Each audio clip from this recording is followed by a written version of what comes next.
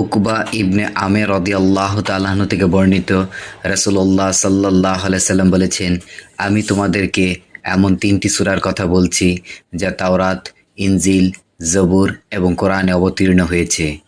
রাতে তোমরা ততক্ষণ ঘুমাতে যেও না যতক্ষণ সূরা ইখলাস, সূরা ফালাক ও সূরা নাস পাঠ না করো।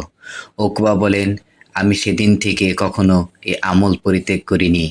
তাফসিরে ইবনে কাসির। রাসূল সাল্লাল্লাহু আলাইহি সাল্লাম বলেন, যে ব্যক্তি সকাল সন্ধ্যায় সূরা ইখলাস, ফালাক ও নাস পাঠ করে তা তাকে বালা মুসিবত থেকে বাঁচিয়ে রাখার জন্য যথেষ্ট।